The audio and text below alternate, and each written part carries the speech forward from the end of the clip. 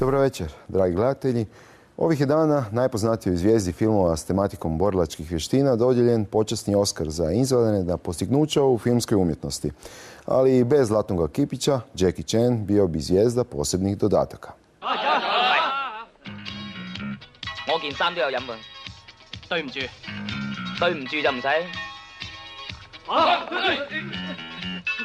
Lud sam, ali nisam glup.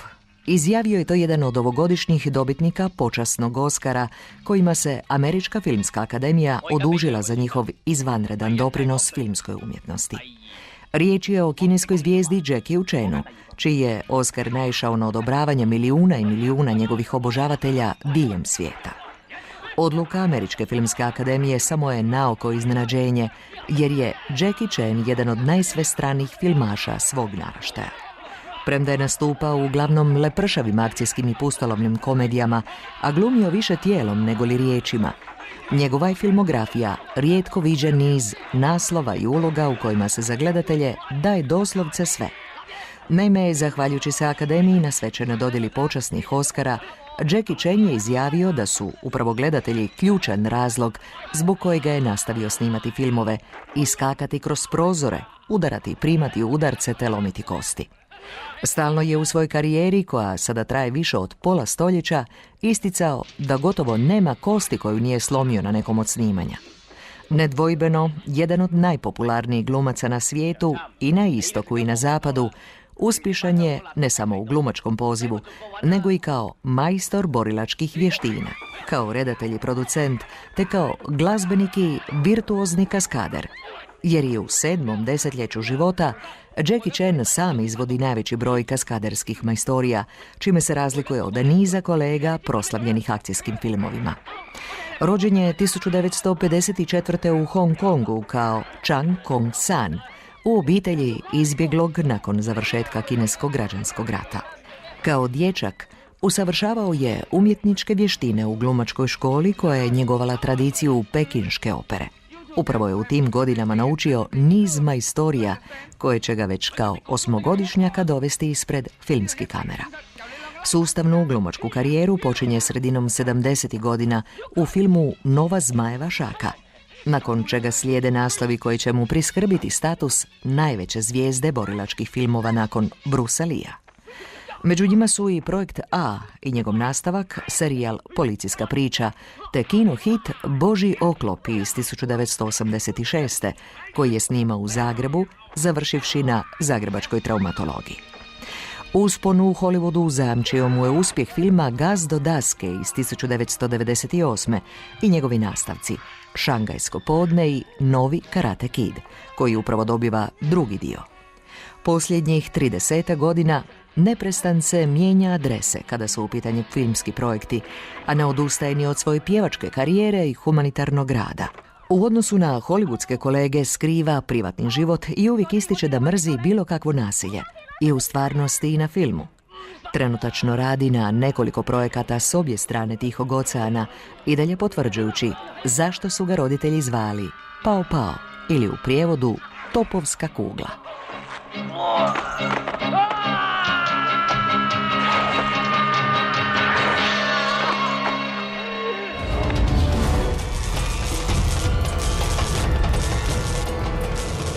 Pogledali smo uvodni prilog Boška Picule, a sada je vrijeme da ja predstavim večerašnje goste, a to su Velimir Grgić, dobro večer, dobrodošli. Tu sam. Tu je i Dejan Šoša, dobro večer. Dobro večer. Dobrodošli i vama, naravno. Dobrodošlicu želim te, Živora Tomić, dobro večer. Dobro večer. Dobrodošli. Pa evo za početak, prije nego što su se kamere upalile i mi došli na radnu temperaturu, zanimljivih set podataka ste dali o Jackie Chanu, odnosno o njegovim nagradama, o njegovom značaju. Naime, evo ja ću jednu brojku reći, više od 200 filmova, možda toliko slomljenih kostiju isto, ali... 200? Više od. Ja mislim da je više od 100, ali nisam siguran, nisam brojao. Dobro. Možda je, zna neko više od 100 je sigurno. Više od 100 je sigurno, za 200 nisam siguran. Dobro, ali mislim 100 za čovjeka rođenog 1954. koji još uvijek skače i pada i baca se, radi akcijske scene kao kaskader, to je stvarno fantastično. A što se nagrada tiče, naime, ljudi obično njega tretiraju kao akcijskog glumca, zabavljača i tako da. On je vrlo cijenjen kao umjetnik u svijetu. Naime, on je dobio više nagrada nego vjerojatno svi hrvatski redatelji zajedno od kad postoji hrvatski film. Pa dobio među ostalima i doktorate na sveučilištu. Tako da je on, što se tiče svjetskog renomea, iznimno priznat filmaš. Također malo ste spomenuli taj jedan odnos Hollywooda i hongkonškog filma i evo sad u ovom kontekstu da se Hollywood odnos imperija prema maloj pokrajini, prema, kao što je se Rim odnosio prema svojim kneževinama, državicama ili šta su već bili u Rimskom carstvu. Naime, Hollywood, odnosno američki film, moćna Amerika i danas moćna Kina, kinesko carstvo, su praktički uništili Hong Kong i hongkonški film. Hongkonški film je opstao u ostacima ostataka koji se danas pojavljuju ponekad u Americi, jer je preuzeo i pokrao puno Ameriku od Hong Konga, a najčešće u Kini, nešto malo u Tajvanu. I u Aziji, čitavoj Aziji, Tajlandu, čak i indijskom filmu, indijskim akcijskim filmom. Dakle, Hong Kong je nestao kao kinematografija, ali je ostao kao tradicija u kojoj se drugi ogledaju i koja je uzor drugima. Dejane, pa evo, malo smo također komentirali taj jedan podozriv pristup Jackie Chanu i njegovim filmovima, ali općenito možda i hongkonškom filmu uopće, kod određenih struktura mišljenja o filmu i svijetu. Eto, zašto Jackie Chan na trećem?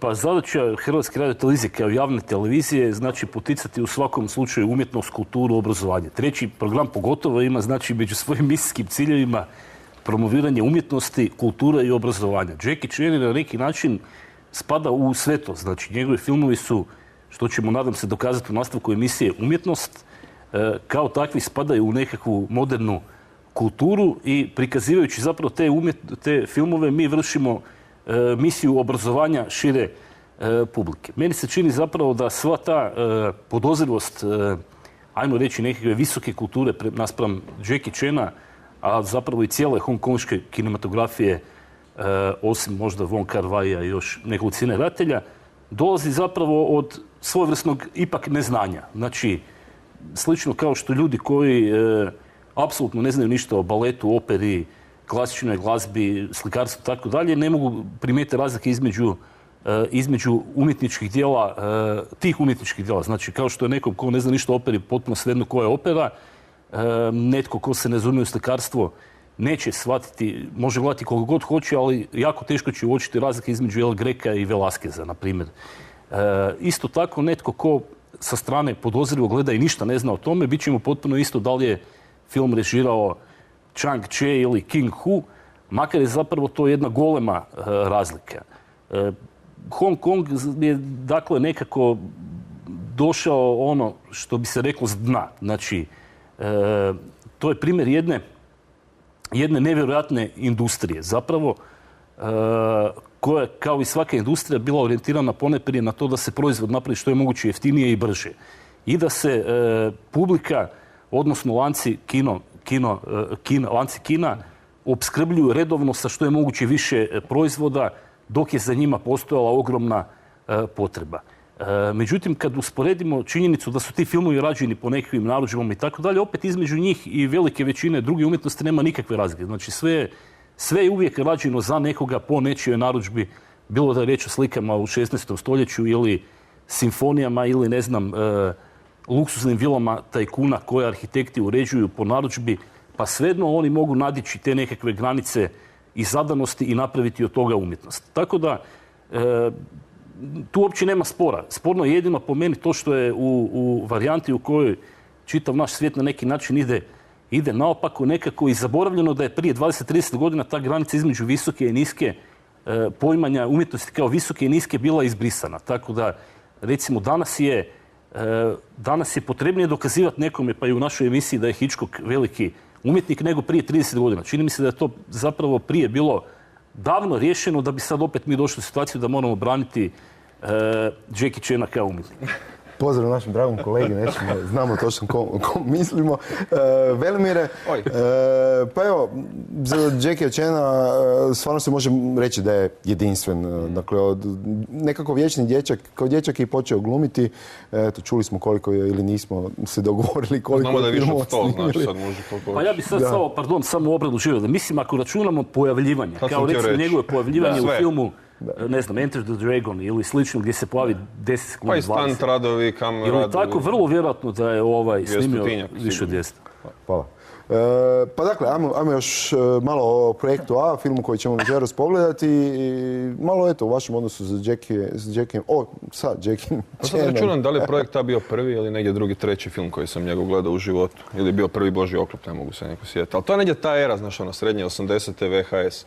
Tad sjećam se da su kolali čak oni originali koji su bili ovako bijeli s onim crnim obrubom i to je bio serijal Jackie Chana i to su oni filmovi prije 80-ih. Znači svi ovi do negdje 78. kad je Drunken Master postao velik i to su svi ovi klasični na livadi. Znaš, sat i pol borbe usporene kao joj bože koliko je toga naštanco prije nego je actually naučio snimat filmove. Mislim da je projekt taj zapravo bila prekretnica u cijeloj priči jer on je imao par. Dobro, Drunken Master 78 je bio ogroman i onda imao par tih flopova, par povijesnih filmova koji nisu bili dovoljno akcijski pa su udavili ljude i onda je nekako ta 83. Sve su se zvijezde poklopile. Pazi, Sammo Hung, Yuen Biao, Jackie Chan, prvi put da su sva trojica prijatelji iz škole u filmu, sva tri kaskaderi koji su postali glumci. Imao si film koji imao gusare, imao te povijesne kostimirane elemente, što je tad bilo novo nakon par godina pauze, da je neko ozbiljno pristupio nekom istraživanju povijesnih elemenata Hong Konga za potrebe jednog žanrovske zabave, što je u osnovi to bilo. Spojio desetljeća u filmu. Da, desetljeća, prostore, vremena, uopće nije bitno. Bitno je samo da se čovjek dobro zabavi. Ne? I treće, zbog čega je taj film i meni kad sam ga gledao kao klinac i općenito zašto je bio veliki, zašto je zaradio za 10 milijuna u 2 tjedna, znači neka suludi blockbuster je bio, a to su upravo te kaskaderske egzibicije. Znači, taj film sadrži neke od najimpresivnijih scena, od naravno višenja na satu crkve do onih borbi sa biciklima. To je nešto što se gledalo na repeat, što se uvijek prepričavalo godinama, pokušavalo, onaj koji ima bicikle viška, da ih slupa, mogu isprobavati kako to izgleda zapravo, koristiti bicikl kao ruke i noge u borilačkim vještinama. Tako da ja sam nekako upravo preko ovog filma zapravo i preko Božjeg oklopa i cijele te 83. 89. ere zaljubio se zapravo u opus Jackie Chana i zato sam na kraju krajeva ovdje. Odlično. Nekako na energetskoj razini vas je bilo lijepo slušati i bit će mi zanimljivo vas čuti u drugom dijelu. Nekako iskada je prokuljalo iz vas. Kao 3 stara kung fu majstora koji se razumiju. Osjećaj, misli. Energija je vrlo važna za umjetnički rad Jackie Chana. I čitave hongkonške kinematografije. Odlično. Dragi gledatelji, pogledajte projekt A, poslije njega ostanite s nama, poslušat ćemo naše večerašnje goste kako i dalje raspravljaju o Jackie Chanu.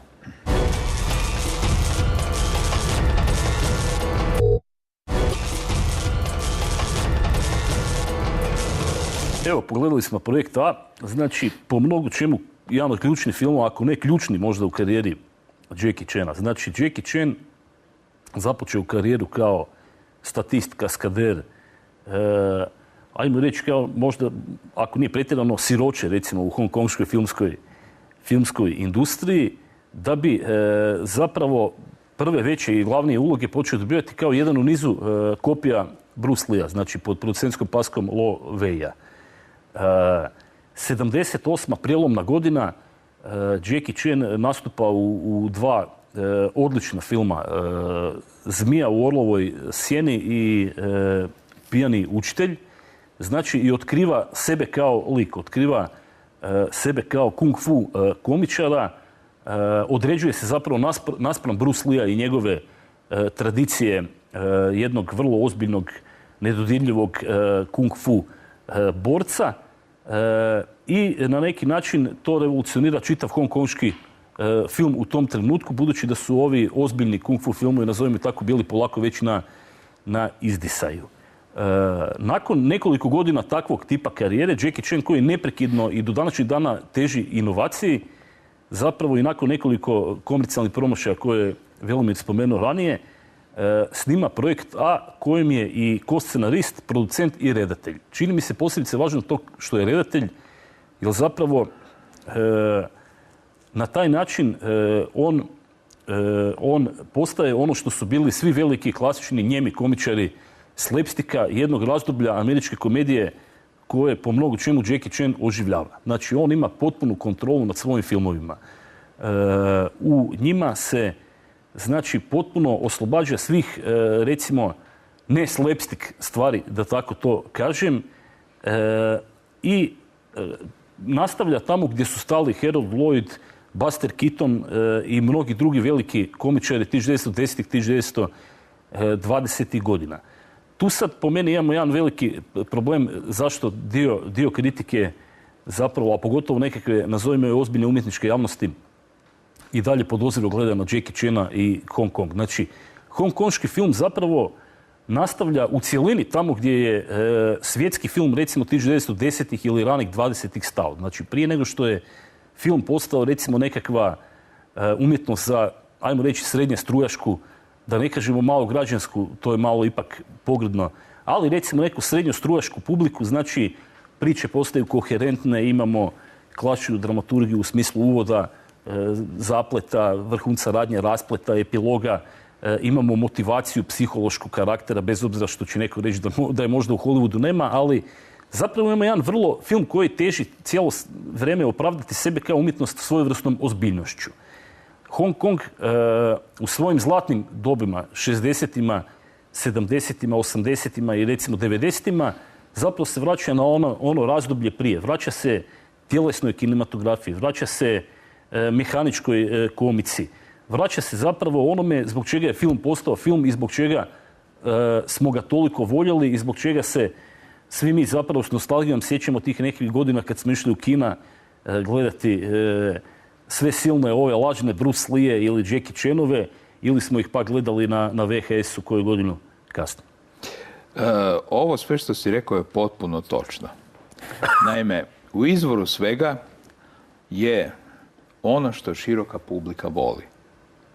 Ti filmovi, rani koji si spomenuo, njeme američke komedije, i filmovi Jackie Chana i drugih hongkonških filmaša, nisu svi redatelji i glumci, mislim, miješali su se uloge, su namijenjeni najširoj publici, koja ne mora biti obrazovana, koja ne mora biti školovana, koja ne mora razumjeti sofisticiran dijalog, ali vrlo dobro raspoznaje i razumije tjelesne stvari, kao što je geg ili kao što je akcija. Znači, to su filmovi u kojem pretežito imamo šoru i šegu.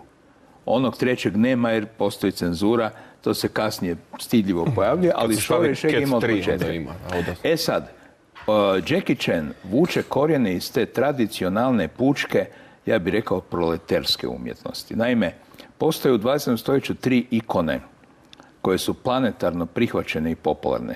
Prva je ikona skitnica Charlie'a Chaplina iz razdoblja prije nego što je postao veliki umjetnik i počeo režirati one dugometražne njeme filmove. Dakle, to je razdoblje Max Senneta kad je radio u tvornici komedija. Kad je štancao te svoje komedije od 10, 15, 20 minuta, na pokretnoj traci nije bio ni svjestan da je veliki umjetnik. Bilo je glavno da nasmije publiku i da dobro zaradi. On je bio, ta skitnica je prva ikona koju je planet Zemlja prihvatio. Druga ikona je junak divljeg zapada, bilo kauboj, bilo revolveraš. Nema ništa, siromašan je kao i Charlie, ali ima eventualno konja, pištolj i šešir i to je sve i cijeli svijet je njegov. Treća ikona je azijski borac, majstor borilačkih vještina, koja nema ništa kao Bruce Lee, kao Jackie Chan. Dakle, nije bogat, nije školovan, nije obrazovan, jedino se zna dobro tući i opstati u svijetu koji je nemilosrdan, koji je otvoren i koji je u osnovi siromašan. Jackie Chan, kao i Charlie Chaplin i junaci westerna je u biti siromašan junak. Kasnije on može glumiti nekad špijune, nekad akcijske policajce, da ne govorim obalnu stražu, piratsku stražu i tako dalje, ali u osnovi on siromah koji se bori, kao što je rekao Velimir, na travi, mislim, beskonačno. Na livadama bez početka i kraja. Ta osnova, nakon borilačkog junaka, nova ikona koja je prihvaćena u čitavom svijetu se još nije pojavila. Možemo reći da su to današnji super junaci, međutim, ti super junaci su popularni u razvijenim zemljama, manje u onim nerazvijenim, oni su ipak izgledaju bogato, oni su proizvod jednog industrijske, visoko civilizirane kulture, da ne kažem znanstveno fantastične, što još uvijek nije blisko većini pučana. Možda se tu radi o takozvane vremenske validacije, odnosno treba proći vrijeme da se neko ko se smatra, koji Charlie Chaplin i svi ti su bili slapstick ikone, pulka, mase, komercijale, ali onda je moralo proći 20, 30, 40, 50 godina da intelektualci kažu ovo je art. Sad se dešava Jackie Chanu ista stvar, on naime sad dobiva nagrade za životno djelo na Oscarima, a prije 10 godina, još 15, kad si rekao Jackie Chan, bilo je daj to za djecu. Ona zanimljivo je, mislim, meni ja jako volim projekt taj, mnoge njegove filmove, a njegov najbolji film, najdraži, ne znam da mu je najbolji, mi je još uvijek kako se zove? Master. Pijani učitelj. Zato što osjećam u toj ulozi koju on glumi, tog učenika koji treba savladati nevjerojatno teško umijeće borenja u pijanom stanju. Ideja najgluplja ikad, ali da, strašno, postoji 8 bogova i ti bogovi imaju svoju tradiciju, svoje načine, stilove borbe i on mora svaku od tih 8 stilova savladati da bi bio savršen. Sad, i pijan pritom. Mislim, taj dio mi je fascinantniji. I ne pobjedi. Mislim, nevjerojatno. To je gotovo samoubilačka koncepcija. Sad, u toj prizorima školovanja, znači vježbanja, gdje njegov učitelj njega uči kako se to radi, koji su nevjerojatno fizički iscrpljujući i gotovo okrutni, čini mi se da se na njegovom licu i njegovoj ulozi zrcali njegovo djetinjstvo, jer on je prošao školu pekinške opere. Ja ne znam puno o tome, samo sam čuo da je jako okrutna i jako zahtjevna. Možda nešto više ti znaš. Evo, samo ukratko, znači Jackie Chan je rekao da mu je ta uloga i danas možda najteža u Pijanom učitelju, upravo zato što je u isto vrijeme morao paziti na koreografiju, borilačke vještine, mora glumit i mora cijelo vrijeme glumiti da je pijan. Znači sve što je glumio i sve što se bori još je mora na licu izgledati kao da je konstantno pod utjecajem alkohola. Da je dan danas ta uloga iz 78. možda najzahtjevnija. Da, mislim da je njegova biografija dosta značajna. Njegova biografija, mislim, da, on je bio problematični klinac već kad je imao 3, 4, 5 godina, svima je bilo jasno šta će od ovog biti, ili će biti mali gangster ili ćemo to dotjerati u red. Tako da su njega roditelji ostavili u školi kineske opere. Kad kažeš kineska opera, misliš šta pjevaju operu. Ne? Međutim, to je jedan onako par stanova na ne znam kojem 13. katu zgrade, vrlo klaustrofobične, pljesnive zgrade gdje hrpa djece nabija na ovako jednu prostoriju tipa ovog studija i gdje od 5 ujutro svaki sat vremena drilaju druge stvari. Znači pjevaju, plešu, kung fu, wing chun, 5000 udaraca rukom, 5000 udaraca nogom svaki dan. Svaki dan. Znači on je to prolazi od svoje 4. 5. godine. Znači taj čovjek je već kao tinejdžer imao tijelo koje je stvoreno samo za to što radi. Da visi, pada, skače, udara, leti i da mu na kraju krajeva ništa i ne bude od svega toga. I u toj školi gdje je prolazio taj strašni drill, gdje se zapravo disciplinirao, gdje je skrenuo s puta koji mogao i Bruce Lee završiti, za njega govore da je mogao biti jako gangster, jer on se tuko po cesti, tuko po krovovima, išao na ta ilegalna natjecanja da se pokaže koja je veća faca u kvartu. Znači svi su oni u neku ruku bili kvartovski divljaci dok nisu našli svoj prostor za kanalizirati to divljaštvo. Tako da je Jackie Chan i sam kaže ja sebe, čak i kad sam uspio, on je s Drunken Masterom, kad je dobio neku prvu lovu, pa čak i u projekt A, kad je ulazio, kad je postao strašno bogat i strašno ugledan, kaže ja sebe iz tog vremena danas mrzim, jer sam bio odratan, arogantan i agresivan. A s lovom sam bio još sve to na kvadrat. Tako da, očito je, svi ti majstori borilačkih vještina, oni se bave agresivnim, nasilnim sportom. Znači oni jesu agresivni, nasilni po prirodi. Samo je pitanje gdje će ta priroda i kako se oblikovati. U slučaju Jackie Chana i mnogih drugih, ona je otišla u umjetnost i pretvorila se u nešto što nas je sve zabavljalo oko djecu i zabavlja dan danas. Umjesto da radi probleme policiji i drugim klincima u kvartu. On se sustavno, čini mi se po ulogama, kako sam gledao njegove filmove od 70-ih do danas, borio protiv tih svojih mana i demona i grijeha. On je jedan od primjera čovjeka ekipe. Čovjeka koji je zvijezda, ali se ne ponaša i ne radi kao zvijezda.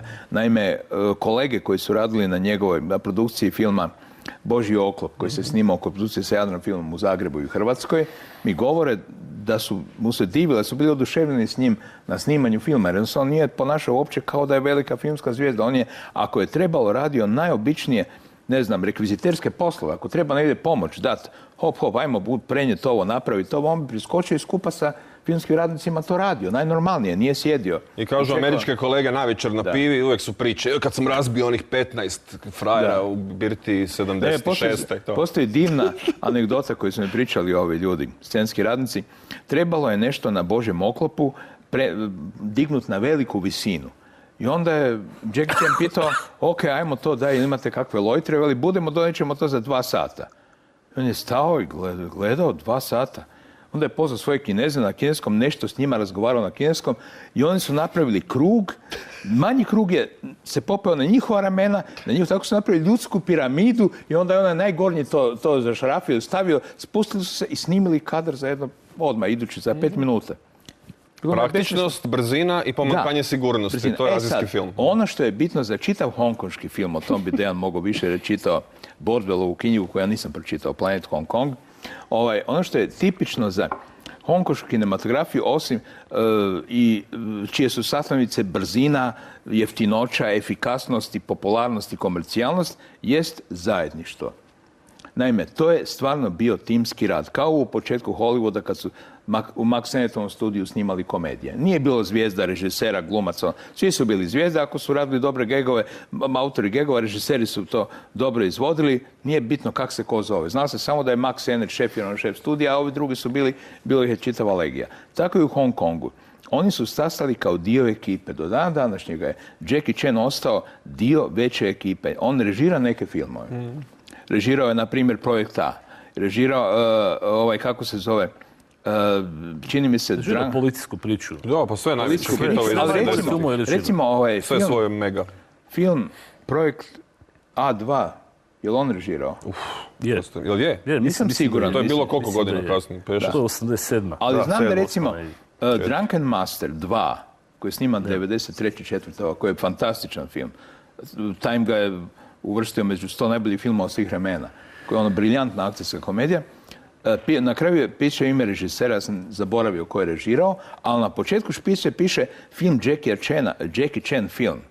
Znači, film je njegov, iako ga on nije režirao. Da, film je režirao zapravo većim dijelom čovjek čiji sam ja ime uporno zaboravio 50 puta zadnjih par dana pripremajući se za ovu emisiju. Da si ga zapisao negdje. Uglavnom, riječ je o jednom od najboljih koreografa i režisera hongkonškog filma, autoru filma kao što su 36 komora, tako je, da. Shaolina, Invisible Pool Fighter, znači jedan od najvećih kreativaca. Međutim, koji je bio toliki manijak slijeđenja stilova, obično se tvrdi da je, ko želi vidjeti stvarno kako izgleda određeni borilački stil, gleda njegove filmove, to bio manijakalno posvećen realističnosti prizora borbi, da se razišao sa Chanom na kraju snimanja oko toga, oko nekakvih tehnika, naprosto. Tako da ja mislim da je Chan režirao samo možda 1 ili 2 prizora. On je režirao skoro čitav kraj filma, on je akcijski, to je njegovo. Ali nije cijeli film. Dakle, sve akcijski zadnjih 20 minuta je Jackie Chan režirao. To piše ono baš u tekstu filmu, ali čitav film ne. Mislim, on je čak i kad gledaš Rush Hour i neke mega američke projekte, akcijske scene bi zapravo on režirao, u smislu da bi on sve poslagao, složio, organizirao, koreografirao i rekao, ajmo. Da, pa recimo na odjevnim špicama Bustera Keatona, njegovih filmova, piše režiser je, ne znam, Buster Keaton ili neko sasvim deseti. Zna se da je film njegov. Naime, on je kao timski igrač, još u toj školi pekinške opere, naučio da se svaki dobar prijedlog prihvaća. Bilo čiji, nije bitno čiji je. Moj, ovog, onog. Dakle, tu taština u samom radu nije bila bitna. Naravno, svi su oni bili zvijezde i tašti. Ali u samom radu imali su taj timski drill da su dio jedne postrojbe. I da je konačni proizvod bitan, a ne ego koji vodi. Cijela industrija zapravo je bila zasnovana slično, kao što je Velimir rekao, po principu pekinške opere. Znači, show studiji su radili 24 sata dnevno. Ljudi su, znači, nije bilo sindikata u Shaw Brothers studiju i poznato je da je Run Show govorio da će se radnici najjednostavnije izboriti za povećanje plaće ako budu radili bolje, više i brže. Znači, to je riječ o jednom izrazito okrutnom zapravo sustavu.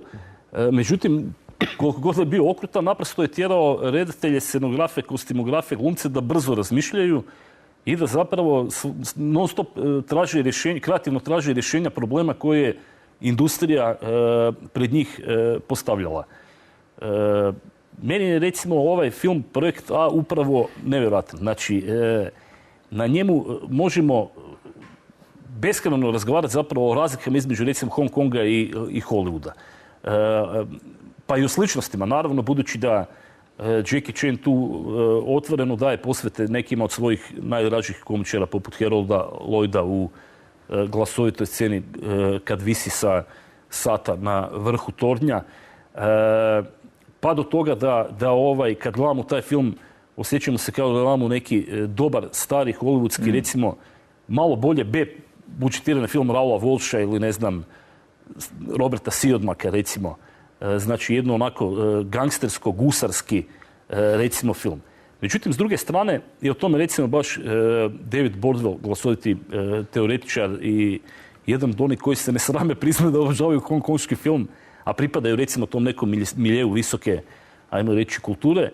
Dakle, baš upravo na njemu analizira pripovjedne strategije hongkonškog filma. Znači, ono što zapadnjacima uglavnom smeta u hongkonškom filmu, to je ta jedna nevjerojatna epizodičnost. Znači, većina hongkonških filmova nema klasičnu dramaturgiju na koju nas je navikao Hollywood i evropski film. Znači, da imamo jednu koherentnu priču koja na početku postavi nekakve ciljeve kojima teži i onda putem vrhunca radnje, zapleta vrhunca radnje, raspleta i tako dalje, zapravo priča jednu koherentnu priču. Ovdje imamo situaciju da imamo film ide od jedne do druge atrakcije. Znači, Jackie Chan je često scenaristima naprosto zadavao 5, 6 ili 10 ideja, ne znam, akcijski prizor u robnoj kući, akcijski prizor na tornju, akcijski ovdje, akcijski ondje. Luna Park. Scenarij je zapravo način kako da se od točke A dođe do točke B, od točke B do točke C i tako dalje. Bordwell pokazuje kako je zapravo to bitno, prilično uvjetovano i rolama, znači načinom na koji je nekad film prikazivan. Znači, ako film recimo ima, ne znam, 9 rola, ima 9 sekvenca. Medije uveliko utiču na sadržaj. Malo više od 10 minuta. Ta rola je zapravo najčešće jedna sekvenca i vi kad gledate Projekt A, na primjer, točno, ne znam, na kraju prve role dolazi zapovjednik policije, uhapsi mornare i policajce nakon što se potukli i sugerira svome nečaku da pobjegne na stražnji ulaz. To je nekakva, recimo, 10 minuta i, ne znam, 25 sekunda. Znači, imamo varijantu da kao da imamo 9 filmova koji počinju, razvijaju se i završavaju na kraju svake role. Zapravo, u zapadnom smislu priče, prava priča nekakva filma Projekt A počinje negdje oko 60. minute kad Jackie Chan dobije misiju spašavanja britanskih taoca koje su zarobili gusari. Znači, mi taj brod vidimo negdje oko sata tek i tek zapravo kreće ono što bi recimo u američkom filmu krenulo negdje u 5. ili 10. minuti. S obzirom na tu dugu tradiciju zapravo epizodičnosti i u epici i u narodnoj nekakvoj usmenoj književnosti i u pulp literaturi, tako dalje, prilično je besmisleno recimo napadati, a to je nerijetko činjeno, hongkonški film zbog epizodičnosti, jer naprosto je, kad pozbrojimo kako izgleda narativno čitav svjetski film, ova varijanta koherentni priča je možda u manjini u odnosu na sve ostale priče. Znači, to je nešto na što nas je navikao Hollywood, Francuzi, Talijani, Englezi, recimo u klasičnom razdoblju narativnog stila, ali većina... Ne samo da su nas navikli, nego uvjerili da je to jedini mogući ispravni put model. I sve drugo je smeće. To je ta tragedija. I tu zapravo korijen toga da se cijelo vrijeme ti filmovi kritiziraju zbog nečega što oni uopće niti ne pokušavaju biti. Da. I to mi se čini zapravo temeljni nekakav nesporazum između recimo kritike i hongkonškog filma. A sad mislim, na ovo bi se dobro nadovezala tema. Govorili smo o toj epizodičnosti koja je inherentna, emanentna hongkonškom akcijskom filmu, govorili smo o timskom radu, o drillu, o postrojbi, o tome kako se filmovi rade skupno. Međutim, Jackie Chan je ipak iznimka. I možemo se upitati po čemu je on velik, odnosno različiti, bolji od drugih. Zato smo ovdje. Bez obzira što se on smatra jednako važnim, kao i zadnji radnik i zadnji kaskader, ali on je velik, a drugi nisu. Velik je po tome što je prvo se nadovezao kao veliki kaskaderi sa mnogo uloga, još za vreme dok je Bruce Lee bio živ, na tu tradiciju akcijskog filma i promijenio, ono što ste spomenuo ključno, narav tih filmova. Naime, od ozbiljnih dramskih akcijskih filmova u kojem Bruce Lee glumi dramske uloge, osvetnika, borca za nacionalna prava Kineza pod japanskom okupacijom i tako dalje, takve ozbiljne teme, Jackie Chan ne bježi od njih, ali mu nisu u prvom planu. Svaki 7-8 godina snimio. Svaki 7-8 godina. Pod navodnicima ozbiljan, međutim, njemu je u prvom planu komedija i humor. Naime, on cijeli život, pa tako i akciju koja je ključni element života u njegovim filmovima, gleda kao komediju. I odnose među ljudima gleda kao odnose ljudi koji se nalaze uglavnom u smiješnim situacijama. Dakle, njegova smiješna vizija života i svih njegovih filmova, akcijskih i onih manje akcijskih, ima i takvih, je ujednačena. Bez obzira da li on režirao, pisao scenarije, glumio glavnu ulogu ili drugu ili treću, nije bitno. U stvari, jedan od najslabijih njegovih filmova koji sam gledao, možda jedini stvarno jako slabi, onaj spektakl 1911. Koji je potpuno neprirodan u njegovom opusu. Mislim, riječ je o Sun Yat-senu i prvoj kineskoj revoluciji. On je bio čak producent. To je bio partijski zadatak. To je bio partijski zadatak, to je jedan anomalija u njegovom opusu. Je on čovjek s knjižicom crvenom. U kojem čak nema trunke humora. Pa nema se s partijom šaliti. Ali svi njegovi drugi filmovi su ujednačeni, bolji i loši. Je sad, neki su kao dijela ujednačeni, poput Pijanog učitelja, Projekta i tako dalje. Neki, poput većine hollywoodskih, su puno slabiji, ali i u njima možemo naći scene ili sekvence koje su čisti Jackie Chan. Dakle, imamo oaze i u najhollywoodskim Jackie Chanovim filmovima koji su u biti bili njegov pad, mislim, kao što je Hollywood prouzrokovao isto tako pad i mnogih režisera poput Johna Woo, Tsui Harka i tako dalje. Tako i Jackie Chan je bio sretniji kasnim projektima koje je snimao u Hong Kongu poput Nove policijske priče. Nova policijska priča je bolja od bilo kojeg njegovog hollywoodskog filma. Snimao ga usred te hollywoodske karijere. On je po tome velik da stvarno gleda smiješnu stranu života. A mislim, ona je, blago rečeno, jedna od dvije ozbiljne strane. Jedna je ozbiljna tragična, druga je ozbiljna smiješna. Prema tome, s te strane on nema čak pandana i u svjetskim omjerima nemamo takvog komičnog komediografa i komičnog glumca poput Jackie Chana. Pa pogotovo nemamo nekoga koji je tolike godine uspješno uspjevao zapravo jednim vrlo strogo kontroliranim sustavima nametnuti svoju osobnost. Znači, mislim da je to isto jedan od razloga zbog čega baš pričamo o njemu, a ne o nekom 15.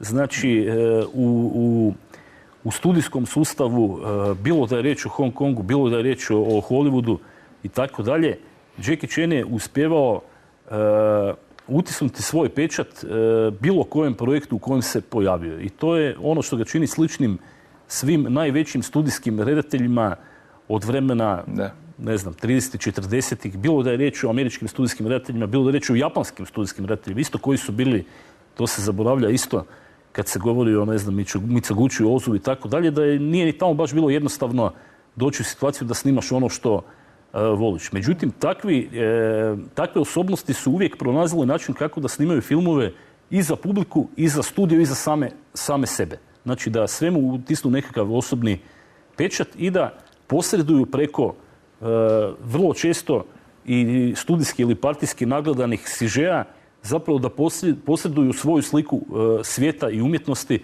što mislim da ipak onda u nekom korijenu svake umjetnosti pa i te. To još iza karijere zapravo stoji Raymond Chow, iza karijere najvećih hitova zapravo Jackie Chana. To je čovjek koji je potpisivao sve budžete, sve ugovore, ništa da taj nije stavio green light na projekt, ne bi od toga bilo. To je čovjek koji stoji iza Golden Harvesta. A radio je sve to zato što je prije toga radio sa Bruce Leeom. Tako da je dobro znao cijeli taj kontinuitet. Isto ga je tako dobro znao i Jackie Chan koji uvijek govori da zašto je uopće otišao u komediju i zašto je odlučio toliko igrati na komediju, zato što je bio u startu jedan od 50,000 imitatora. Svi ovih silnih Bruce Leeva, Lajeva, Lojeva i ostalih, jer samo jedno slovo promijeniš i šibaj. I onda jednog dana si je rekao, ok, po čemu ću ja biti drugčiji od svih njih? Po tome što ću biti duhovit i po tome što ću biti žrtva kroz cijeli film da bi na kraju postao heroj. Znači, daću da me mlate, daću da padam, da uvijek ispadam glup, nesposoban, ali ću na kraju ipak biti ko Bruce Lee, na vrhu, što bi rekli. piramide lubanja, stojim ponosno sa Zavijerom zastavom, iako ste se do tada smijali meni. Naime, on je kompleksniji od Bruce Lee-a. Bruce Lee je velik, nemojmo se zavaravati, on je velika pojava i velika ikona. Evo ga na majici, po-mojem. Međutim, Bruce Lee je ozbiljan akcijski junak. Ono što je Jackie Chan, on je i Bruce Lee, znači on je i ozbiljan akcijski junak, ali on je mnogo više. On je majstor gega i pantomimičar. Geg i pantomima, sumnjam da bi Bruce Lee mogao to savladati, da ima taj talent. To je nevjerojatan talent i vrlo je rijedak. Bilo bi fora vidjeti.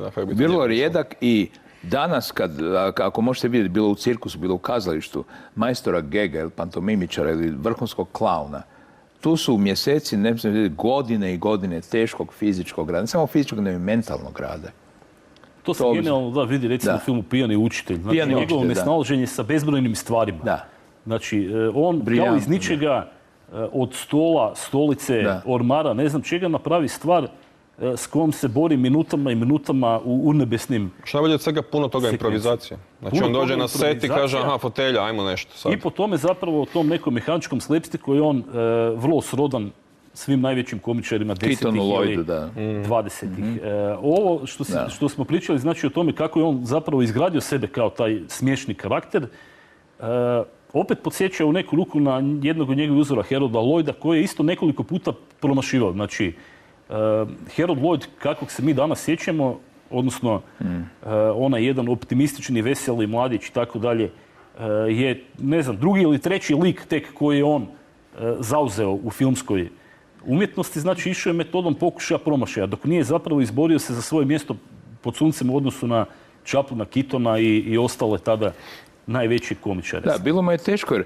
postoji naime jedna ne znam kakva predrasuda ili tradicija nepisana koja je u biti strašna, da se najviše cijeni i nagrađuje nešto što prikazuje nesretnu stranu života. I što to čini vrlo ozbiljno. Da, vrlo ozbiljno. Međutim, Jackie Chan je, kao i Cary Grant, umjetnik prepun optimizma, životne vedrine i energije. Cary Grant nikad nije dobio Oscara, Jackie Chan ga je srećom doživio da ga dobije. Ali uglavnom, umjetnike koji su optimisti, koji su veseli. Zato što se veselje optimizam ne smatra umjetnošću. Ne smatra se umjetnošću. Nego zabavom. Moraš patiti plaka da bi bio umjetnost. A pogledajte koliko ima stvarno dobrih, veselih filmova. Ima ih malo. Ima jako puno. A malo se cijene. Malo se cijene.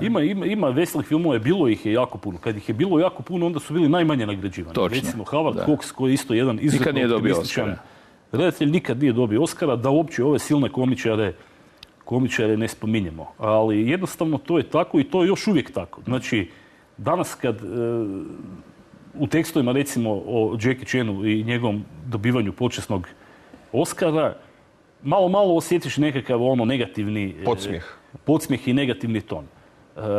Jackie Chan koji, ne znam, se približava publici. Što drugo radi i Inaritu, na primjer, u svojim filmovima. Nego to. Ako se ne približava jednoj srednjostrujaškoj, rekao bih, vrlo rijetkoj kino publici. Znači, ljudi koji gledaju nekoliko filmova godišnje, onda im se naravno može učiniti da je Inarituov film, ovaj što si ti izišao iz kina, nakon 15-20 minuta. Tvoj pobogu. Birdman. Birdman, recimo, učini mi se da je to veliki film. Dakle, ako gledate, da sad se opet ne vraćamo na Toma Gotovca i tako da, ako idete svaki dan u kino, gledate sve filmove, onda vas takve stvari ne mogu zavarati, jednostavno. Točno. I ne može vas zavarati da je nešto što isključivo teži biti ozbiljno i samo sebe ozbiljno shvaća, automatski bolje od nečega što samo prema sebi ima određeni humoristički odmak. Opet nekako mi se čini, mislim, užasno mi je žao da večera s nama nije neko ko bi bio protiv Jackie Chana, ali nekako mi se čini da su se malo uplašili potencijalni neprijatelji. Ali ne samo to, nego biti protiv Jackie Chana je kao biti protiv nečeg najljepšeg u životu. To je da se suočavaš sa svim nevoljama i preprekama, sa smiješkom i vještinom da ih savladaš. To je, recimo, rijetkost. Na filmu takvi onake rijetko viđamo. Recimo, uzmimo film Projekt A, opet, znači u kojeg se vrtimo. To je jedan film koji ima stvarno pomalo suludu priču, recimo. Međutim, kad krenemo napadati hongkonški film zbog trivialnih priča, što ćemo, recimo, s baletom ili operom? Znači, ja ne znam koji je to C proizvod Shaw Brothers studija imao trivialnu priču, recimo, nego, ne znam, opera Vatusa Valesinskog Ljubav i zloba, na primjer. Znači, pa opet nikom ne pada na pamet da bi, ne znam, Tosku ili Labuđe jezero, recimo, sravnjivao ispod zemlje zbog toga što su im priče trivialne. To je zato što je ono što sam spomenuo, umjetnost, umijeće i umjetnost gega i pantomime se ne cijeni. Jer svi smatraju Jackie Chana vrhunskim majstorom akcije. Ne, on je majstor akcije, ali on je mnogo veći majstor pantomime i gega. On je vrhunski komediograf i komičar. Tu je njegova najveća veličina. Da, i zapravo njegova najveća veličina dolazi iz kombinacije akcije i komičara i onih daredevil aspekta o kojem zapravo trebamo govoriti. A to je ono ruku na srce. Zbog čega većina ljudi gleda Jackie Chana da gleda hoće preživjeti ili neće novi film. Pogledajte film, recimo, Pijani učitelj, drugi dio, u kojem on ima tatu kojemu ne da pije, jer smatra da je to alkohol će mu naškoditi i u životu i u njegovom borilačkim sposobnostima i tako dalje. I on dolazi u krizu, on se napije, premlati nekoga i on nema grižnju savjesti i odustaje od alkohola i mora za njih posegnuti tek na kraju kad su životi u pitanju. Ta njegova drama. Alkohol spašava život. Da on počne ponovo piti da bi pobjedio zlikovce. To je toliko strašno, smiješno, gotovo tragično i dirljivo, ljudski dirljivo. Sad, ako to nije raspon emocija koji je vrijedan i drame, a pritom je komedija, što je dupla vrijednost, dakle dobijaš u jednom filmu i tragičan aspekt i komični, ja ne znam šta je od toga bolje. Mislim, on je jednostavno majstor. Podjednako složenim baratanjem emocijama, kao i recimo Labuđe jezero. Samo što je, ipak Labuđe jezero i vrsta koje pripada ima svoje podrijetlo u nekakvoj visokoj umjetnosti, za razliku od kung fu filma i akcijskog filma koji bi zapravo po mnogo čemu bio balet, recimo za radničku klasu, za studente, vojnike, umirovljenike. Koji je ono što sam rekao, proleterska umjetnost. Da. Chaplin, Cowboy i Jackie Chan su proleteri. Mislim, njih voli proleterski puk. Možda neobrazovan, ali ih voli i obrazovan puk. Krema Bullet Ballet se zove. Da. Došli smo do prekraja emisije, možda je bilo zgodno zatvoriti sa Velimirom. Velimir je imao tu čast vidjeti Jackie Chana uživo. Biti u WC-u s njim. Na pisoaru, ali nećemo sad u detaljima. Ne, ja sam ga vidio 2008. prvi put. A on je bio actually, mislim, lani u Udinama. I baš je pričao na preskonferenciji to kako je najbliže smrti, koliko puta je bio u filmu, ali nikada ko u Božjem oklopu u Zagrebu, tu smo ga skoro ubili. Ja sam ga vidio 2008. i znam da me se dojmilo to da me dođe taman negdje, pa dobro, ne do koljena, ali onako ko Alf je negdje, 1,27 m. Ne, dobro, ja sam 2 metra, pa meri svako koji ispod 1,80 m je patuljak, ali on je posebno onako gledaš kod dijete i misliš si, wow, akcijski heroj mog djetinjstva. I hvala Bogu da sam imao Stallone i Schwarzeneggera koji je liče na muškarce. To se mogu uz njih stasati ovako, kao pravi mužijak. Sam vidio da sam se ugledao uz ovog malog Kineza. Jest da leti, frca okolo, stvarno ima 1,5 m. I mislim da bi u borbi, vjerojatno bi me prebio zato što je vjerojatno ko osa, znaš, ono, brz je i samo bi bio ne bi znao šta te snađe. To je prednost. Ali da, većina ljudi zapravo kad ih vidiš uživo, i čak i ovi hollywoodski, superheroji su sad za njih vrlo impresivna stvar. Svi ovi koji glume superheroje vidiš ih uživo kao Isuse mali mršavi hipster, ono, kako ste to napravili, od tog čovjeka napravili Hulka, ne. Tako da, fascinantno je kad odrastaš uz nekoga ili nešto i to gledaš samo ili preko VHS ili preko kinoplatna i onda si na tulumima s tim ljudima na filmskim festivalima po svijetu i onda upoznaš ne samo njihov pravi karakter, nego i to koliko zapravo neko ko je bio veći od života u svakom smislu, pa tako i ovom fizičkom, ti izgleda kao nekako dijete iz osnovne škole zapravo uživa. Pa on ima dosta zato služi kamera. Dosta zajedničkog baš sa djecom, on je junak djeca obožavaju Jackie Chan. On ima i taj karakter. I on je ostao veliko dijete. Da, veliko dijete. To se vidi u njegovim likovima koje glumi. On recimo ne želi psovati. Da. I prostačiti. Seksi, psovke nisu prihvatljivi. To on sam cenzurira, on kaže ne, ja na filmu ne psujem. Mislim da 1,5 put u životu bio negativac. Mene je zapravo zanimljivo to da on skoro poginuo u Zagrebu. Znači, i tu je zapravo imao sreći budući da mi smo uspjeli ubiti recimo Branka Belana, Branka Bauera, tako dalje. Mnoge najveći talente hrvatske kinematografije. Jackie Chan je imao tu sreću da ipak preživio u Zagrebu. Da kažemo samo ljudima koji ne znaju kako je zapravo možemo se upitati zašto nije došao još jednom ponovno snimati u Zagrebu. Jer ovaj skok iz projekta A ga je skoro koštu života. Ima, točno se vidi na izbačenim scenama na špici kad pada direkt na lice. Mislim, s te visine pas na lice. Jest da je vrat iščašio, ali ostao živ. Skoro je umro u Hong Kongu na rush hour scenama koje su bile hongkonške. U sekundi zadnje su 2 kontejnera se stisla, on je iskočio van. Jedna sekunda je bilo u pitanju, bio bi spljocan ko paradajz. Ali ovo što mu se desilo kod nas je stvarno najnevjerojatnije. On je uspio, to je bio skok On je skakao sa jednog zida, trebao se uhvatiti za granu drveta i s tom granom drveta skočiti na drugi zid. I on je to uspio od prve napraviti, ali mu se nije svidjelo kako je aterirao. Malo se previše zaljulja, a htio je da padne kao u crtiću. Cop, da se okrene i hoda ravno. Znači crtani film.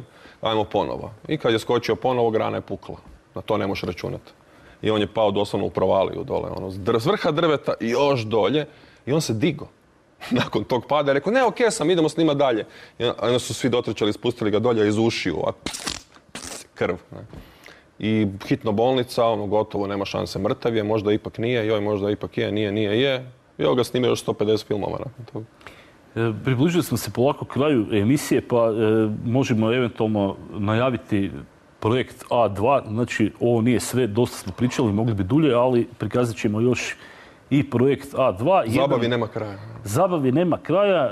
Film, jedan od onih nastavaka koji pokazuju da nastavak ne mora nužno biti gori od originala. Znači, opet jedan izuzetno kreativno napravljen. Potpuno različit od prvog filma. Zabavan i potpuno različit, znači, od prvog filma. Na piratskim VHS-ovima znani kao projekt B. Da. Tako smo ga mi zvali. Da, to je zlatno doba bilo kreativnosti u smišljenju naslova. A znate zašto se film zove projekt A? Naime, on je, pošto čitav hongkonški film je bio tržišno orijentiran i bio je sav na predlošcima. Znači, ako bi uspio neki mačevalački film tipa, ne znam, Usamljeni mačevalaci, 3 jednoruka, onda bi napravili odmah 10 imitacije istog filma. I Jackie Chan se bojao, pošto nije bio nijedan film borilački sa gusarima, sa piratima, da ako stavi u naslov pirate, da će odmah vojska drugih režisera, scenarista i producenata napraviti 10 filmova koji će oponašati taj film. I onda je rekao, ne smijemo film zvati Gusarska policija, tako se zove Pirate Police, nego, ajmo ga zvati Projekt A, bez veze ono. To je bio radni naslov filma. I kad je film bio gotov, onda mu je ostao taj naslov. Ne znaš pojma zašto se film zove Projekt A, to je potpuno besmisleno. Mogu se zvati, ne znam, Čekajući Godoa. Mislim, bilo kako, Rat i mir. I onda se i drugi dio zvao Projekt A2. Mislim, to je nevjerojatno koliko su bili neambiciozni, odnosno u onom smislu da budu dio nečeg poštovanog, visokog, da budu dio visoke kulture ili nečeg važnog. Oni su radili vrhunsku zabavu. Što je danas, što si ti spomenuo, teže prihvatljivo nego prije 30 godina. Ali zabava je u stvari ono zbog čega čovjek ide u kino. Ostanite s nama uz projekt A, odnosno možemo ga nazvati i projekt B, i budite mirni. Na ovoj dodjeli Oskara bit će jako, jako puno nezasluženo dodjelnog Oskara, a ovaj sigurno nije jedan od njih.